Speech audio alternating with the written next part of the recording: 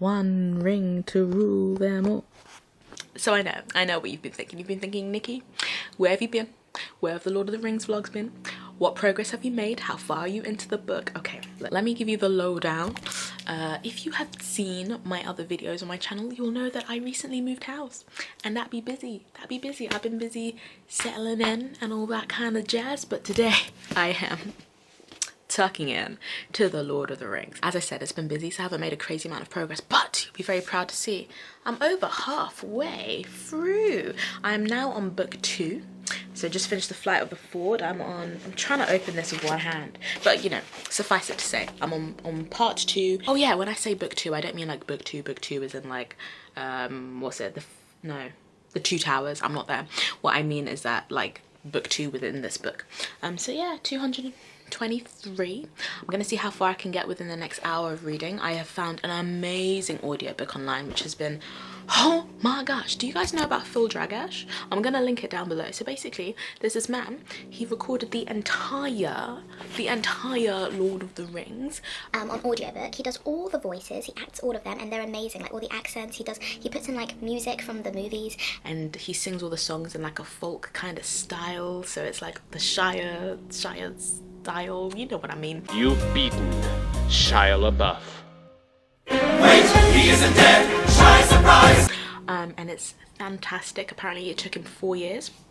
A total passion project. He didn't get any money from it, I don't think. Like, well, maybe he does now, I don't know, but it's all on YouTube for free for us. So honestly, I'm trying to clap with one hand. Kudos to Phil Dragash. Essentially, Frodo has already met Gandalf, and I predicted that he wouldn't meet Gandalf till the very end, but we're halfway through, and Gandalf has arrived, and Frodo is now in the House of Elrond, and he's safe and sound. I still have literally no idea where this plot is going. I have not a clue what's gonna happen. I might need to make another predictions video, because I feel like every prediction I made was incorrect. So yeah, let's go. This is it. This is the really good audiobook. No?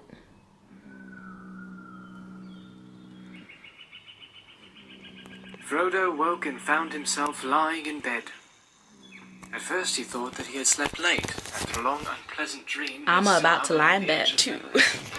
Yes, he said, I am here. You are lucky to be here too, after all the absurd things you have done. He felt too comfortable and peaceful to argue, and in any case he did not think he would get the better of any argument. And his madness in putting on the ring in the dell under the weathertop. Yeah, that was pretty mad, I'm not gonna lie, that was mad. Why Frodo? One would be their last adventure. But do you really mean that Strider is one of the people of the old kings? Said Frodo in wonder. I thought they had all vanished long ago. Then you knew of the riders already, before I met them. Yes, I knew of them. Indeed, I spoke of them once to you, for the Black Riders. The Ring Raiders. Okay, this is so interesting. So basically, Frodo has woken up. He's asking about whether Rivendell is safe and whether all the elves are safe. And what I find really fascinating is that when I started reading this book and I read the descriptions of the Black Riders, I was like, oh my gosh, they're these terrible foe that everyone is terrified of, and we don't know what to do. Just because of like how it was set up and the way like Gandalf was like, you need to be really careful. So even Gandalf, who, you know, is like this cool wizard and stuff, who's this powerful wizard, seemed like quite scared of them.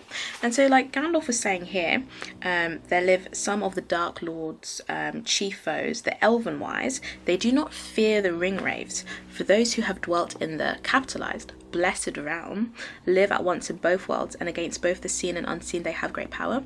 So like there are creatures in this book that aren't scared of the ring wraiths, and like I'm therefore guessing that aren't terrified of the Dark Lord and are like very happy to stand up to him.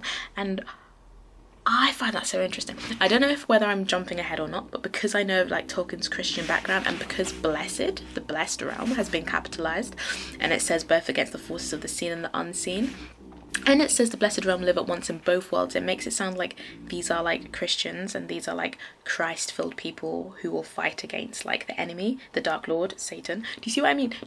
I don't know if I'm jumping too ahead, but it seems very much like there's like a verse in the Bible that's like, we're of the world. We're in the world but not of the world. So like we live within this world, but we are like enemies of Satan, and Satan is scared of us. So I just really like the fact that there are creatures who aren't scared of the Dark Lord. I just find that that's so interesting. did I just ramble too much? I don't know, but I find it fascinating. He got enemies. They're coming for, yes, I like it. I like the elves. They're cool. Frodo is so sassy, I can't even. He's like, to Gandalf, he's like, just give me the news of my friends and tell me the end of the affair at the ford, as I keep on asking, and I shall be content for the present. I mean, it's true, he has asked, like, several times, said Frodo, and Gandalf's like, oh no, I couldn't possibly tell you that. You need to have your rest, but let me give you exposition about every other thing that's... Like, honestly, like, all of this is just Gandalf talking, but he, like, won't tell him what Frodo wants to know, and it's just like, exposition. It's very welcomed exposition, because, you know, Frodo's been knocked out, and I need to know what's happened in the last few days. And then the end of the affair at the ford, I think this is the bit that Tolkien's keeping secret from us. Literally for, like, 3 pages, Gandalf has been like, oh no, I couldn't possibly tell you any of the details. Gosh, you need to recover.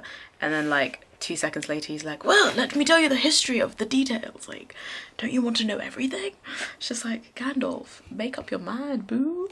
I just say how obsessed I am with the accent for the character of Pippin in this audiobook. Like, take a listen, it's so good. Gandalf has been saying many cheerful things like that, said Pippin. He thinks I need keeping in order. But it seems impossible somehow to feel gloomy or depressed in this place. I feel I could sing if I knew the right song for the occasion. I feel I could sing if I knew the right song for the occasion. He's been saying depressing stuff like that all evening. I feel like singing myself. It's so good. Laughed Frodo. In time for a meal? More than a meal, a feast, said Mary. I've reported you recovered. Preparation. Recovered? A bit of a warning that this vlog is going to be split over who knows how many days. The book is not even that long. It's literally just the fact that I keep having to do things and then I keep having to stop vlogging so that I can go and do these things. So today I'm bulk cooking, which is going to take a little bit of time. Oh my gosh, lentils, I forgot I bought them. I'm going to make a, what's the word?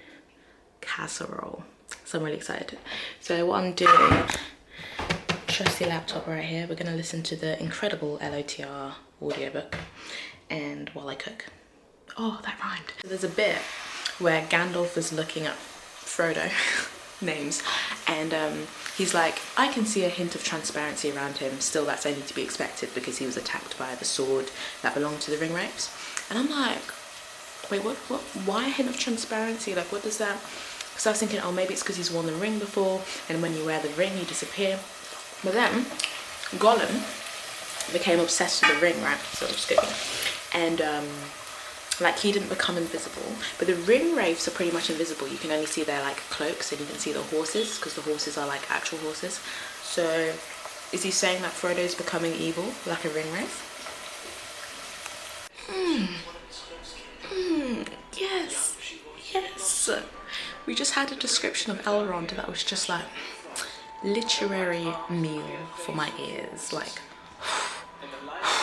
I'm gonna find it and insert it because like that was in his hand was wisdom and about him was strength. Oh, yes, yes. Here is a friend that you have long missed. It's The dark figure Bilbo! raised its head and uncovered its face. It's gotta be. Bilbo!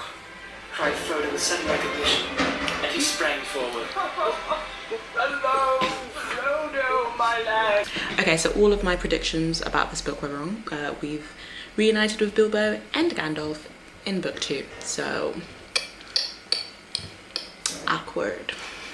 Okay, don't judge me, but as I was reading this for a very split second, I thought thereupon Elrond was a name. Like thereupon and then Elrond.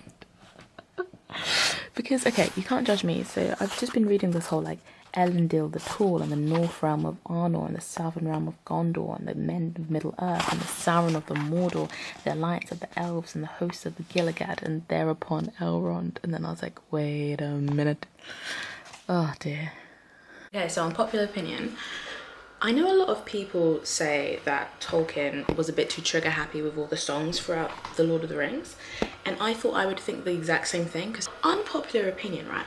I'm not even here to be like, oh, I love it, but my unpopular opinion is the fact that it's so damn intentional and it's really damn smart, because what Tolkien's doing, like this thing that's weaved throughout this entire book, is the idea of storytelling and the power of storytelling. And not so much in terms of like, oh, it's a big theme because they mention it all the time, but it's a big theme because it's built into their lifestyle. Like their songwriting is part of their culture. It's so big. Like they really prize the power of music. Like when Frodo's reunited with Bilbo's like, I'm just sitting down and thinking about a new song, and then it's like such an important thing, like this song needs to be finished by this time. And I think it's just very different from the culture that we have sort of created now, which is very much like, if you're not doing something that's a massive money maker, then it has no sort of like quality, there's no importance to it. But this is like songwriting is so important to them, and so it would be a miss of Tolkien not to include so many songs in it, because he's trying to make a point about the importance of art, I think, throughout this book, as well as many other things. Also, making bread for the first time. It says I have to knead the dough for 10 minutes. Is this how you knead? Because that's what I'm doing. I don't know. I've made a massive mess. Like, it's not good. It's quite a good dough ball, but 10 minutes, rah. Are mirrored on the shadow mirror. He tarried there from errantry, and melodies they taught to him, and sages old him marvels told, and harps of gold they brought to him. Quick update, nothing to do with Lord of the Rings, but look how beautiful it is. Okay, so I'm gonna cover it, and hopefully it will rise in an hour. Wouldn't this be really fun to have a series where I just read books that I've never read before, and then like cook stuff that I've never cooked before? I feel like you could just see me talk about literature and attempt to cook. This looks so good though, I'm so proud. This is a bit of a raise, because I used baking powder instead of yeast because we didn't have any yeast, but apparently Google says that that works too, so I've put it in the oven for another 5 minutes, so I'm just having to wheat it out. Hey. Why did the guy on the diet eat bread anyway? Because it was low fat. I'm here a week, it's okay. Thank you, thank you, thank you. Drum roll, please. Oh my gosh. Oh, it didn't rise. Oh no.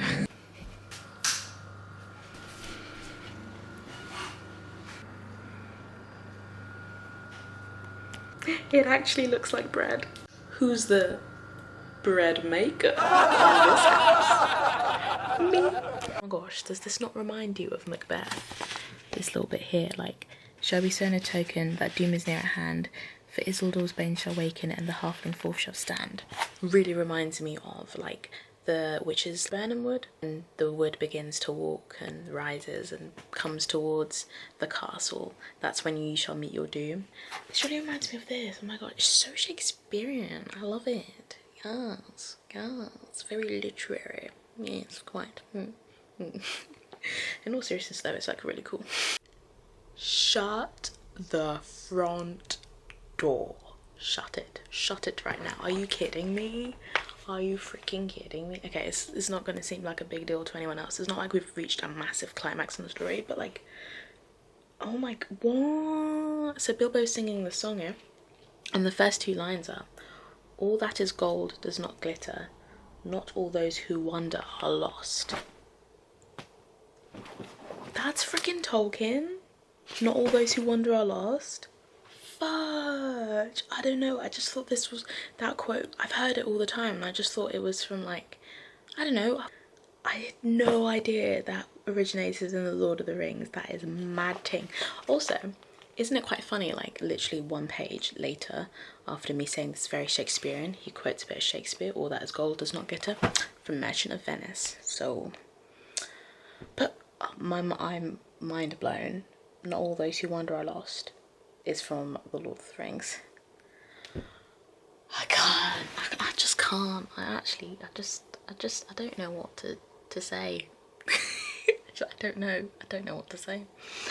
I guess we continue. I just find it really funny that that quote now is now like inspiration for like a ton of like nomadic travelers. I just find that hilarious. But anyway, one ring to rule them all.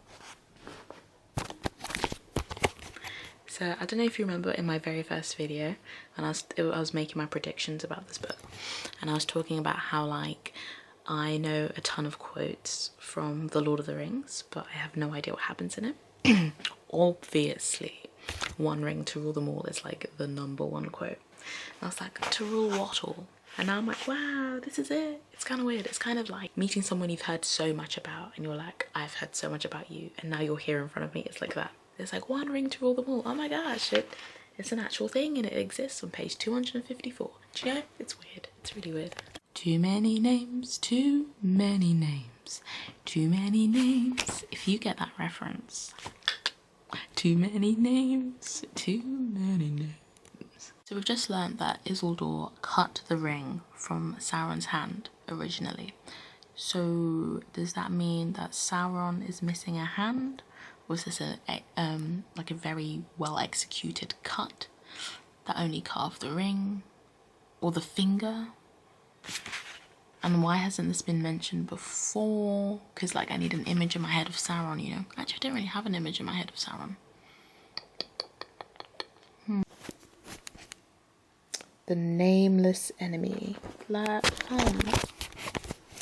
this isn't Harry Potter. This isn't He Who Shall Not Be Named. We've literally called him Sauron throughout this entire book. Like, why are we suddenly like, the enemy, the nameless enemy? Like, we've given him a name throughout. Use his name, man.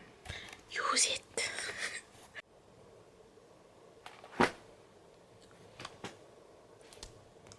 Okay, well, I can't seem to find any conclusive evidence that Khal Drogo is named after Drogo Baggins, or like, you know, a little literary nod to it, but George R.R. Martin is a huge fan of The Lord of the Rings, so maybe it was unintentional, maybe it was subconscious, who knows. Actually, if anyone does know, comment below. Oh my gosh, that rhymes. But seriously, please do, because I'm curious. I feel like it's an intentional like reference, in my opinion. Consider it well, but not too long, said he. The time of my thought is my own to spend, answered Dane. Ah, obsessed. Shots fired. I'm gonna start using that now. Like, whenever someone is trying to get me to rush something I don't want to do, they're gonna be like, oh, have you made up your mind yet? And I'm gonna be like, the time of my thought is my own to spend.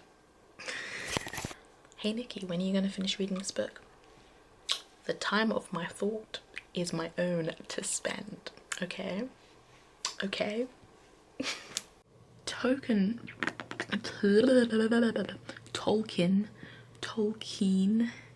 How do you pronounce? Tolkien? Oh, I don't know anymore. Anyway, Tolkien. I'm gonna say Tolkien. Tolkien be trolling. Trolling. Oh my gosh, words. Wow. Anyway, but he be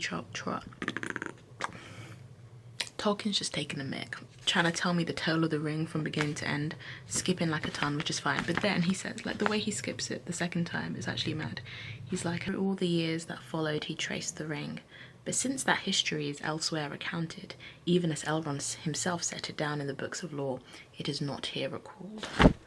Tolkien, but for real, I feel like just really been trolled. He's like, there was this really interesting story, but it's elsewhere, so I'm not going to recount it. And I'm like, it doesn't count as elsewhere for me because I haven't read elsewhere. I have this book. It's so cheeky. It's so annoying. I wonder if this is something that will come up in, you know, like how Tolkien released other books that are set in the world but aren't part of this book. Does that make sense? Yeah, maybe. It makes sense though, you know, when you get those fantasy books that have like those extra books that you read around them that explain history, that's like a really good setup for that. So I wonder if that was, I don't think that was intentional though, in my opinion. But yeah, trolling Tolkien. Also, I call nonsense on the fact that every single character in this book knows the history and lore of their own people, because like, for real, it's like, I can't even tell you, like, if you're asking me facts about the Georgian era, I would be like, I don't, like, there's no way I'd be like, oh yes, King so-and-so descended from Queen so-and-so, and they birthed a child so-and-so who became the father of so-and-so. Like, although I do know all the kings and queens of England, so there's that. William, Henry, Stephen, Henry, Richard, John, Oi, Henry, Edward, 2, then 3 more Henrys join us on Edward, Richard III, Henry, yet again, Mary, Will, Googie, Beth, Jimmy, Charles, and then Jim, Will, Mary, Anna, Gloria, George, Will, Victoria, Edward, George, 6, then Queen Liz, 2 complete summix. There's all the English kings and queens since Will the First that there have been.